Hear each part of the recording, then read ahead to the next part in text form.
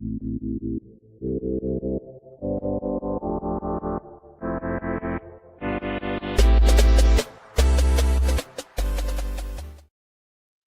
everybody. Welcome to today's episode of the Day Plus One Communication Continues minicast. In this episode today, I want to talk to you, or for a lot of you, remind you of why journals are such a really good idea. And a couple things prompted me to revisit this topic today. The first one was my journal is full. It's time to roll out a new one. And I happen to have one on standby. I like to get mine embroidered. I ordered them from Lecterm 1917. I don't get anything from them. This is just a really good journal. And for something that I use every day, multiple times a day, it's worth the investment. It's probably about 30 bucks or so, maybe 40 with the monogramming, somewhere around that. But it's high quality paper, durable, lasts forever. They also make the little pins here in a pin loop. So guess what? You always have a pin with your journal, which is pretty important because you can't really write in it without that. So that was the first thing that really kind of reminded me about this. And the second one is I'm onboarding a new coaching client this week. And one thing that I provide all of my coaching clients is a journal with a pin loop in a pin. Because the journal is just, it's so powerful in it gets overshadowed, in our digital world. Now, I'm not saying I never take digital notes, and I'll explain a little bit about that in a minute. But there's a lot of benefits to this. The first one is there's a lot of scientific evidence showing that when we go through the action of writing, it helps us retain, it helps us think.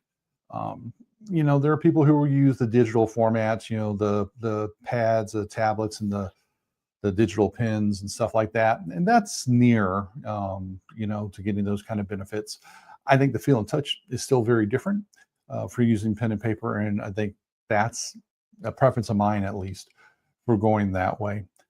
There's also 4 pretty good advantages that you cannot replicate in the digital world. The first one is, this is mine. I own it.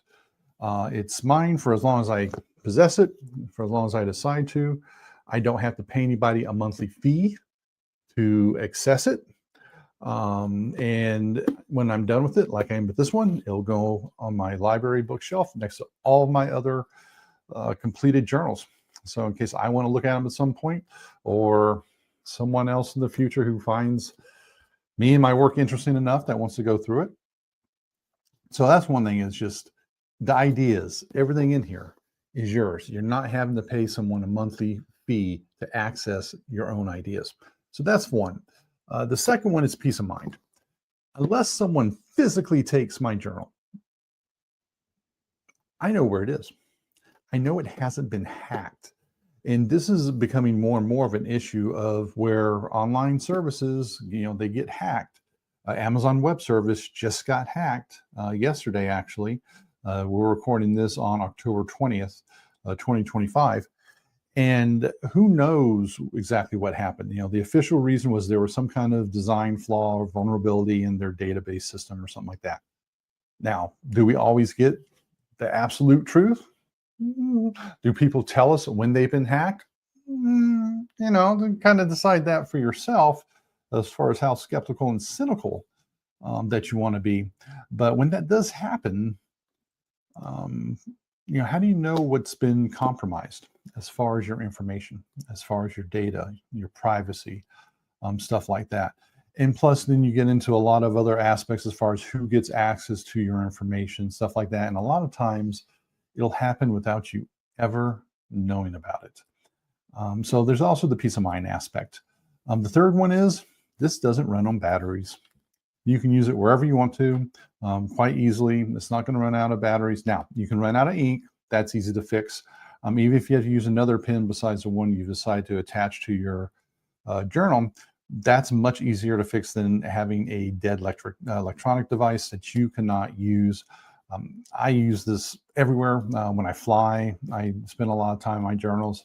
Use it when I land, take off, whenever I want to. There's no restrictions to when you can use this.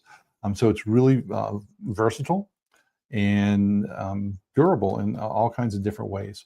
So no batteries. You don't have to worry about charging it.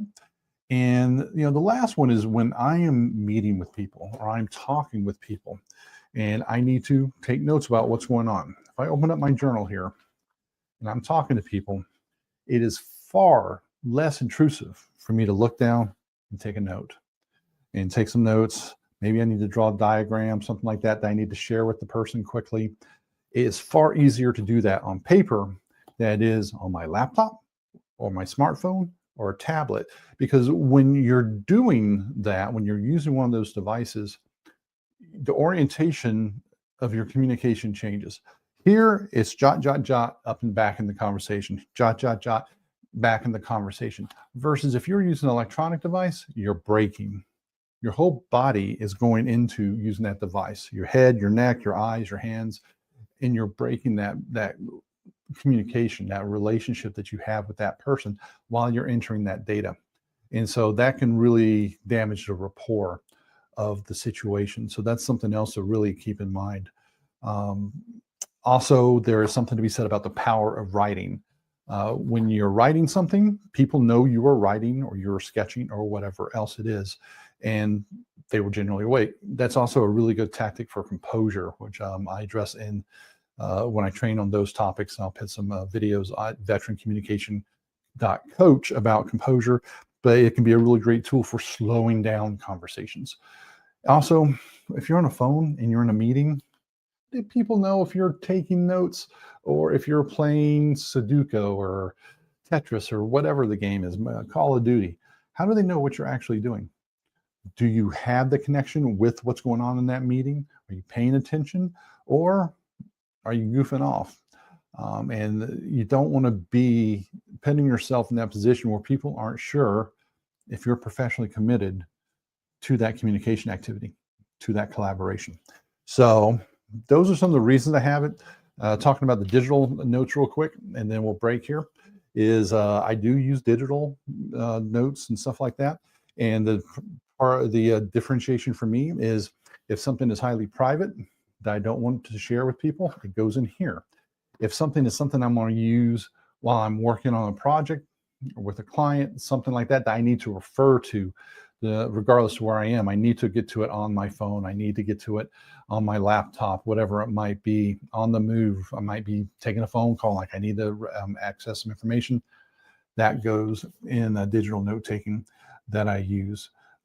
So that's kind of the two kind of rules of thumb that I use for, or the rule of thumb that I use for doing journaling versus digital notes, depending on the application and the sensitivity of the information.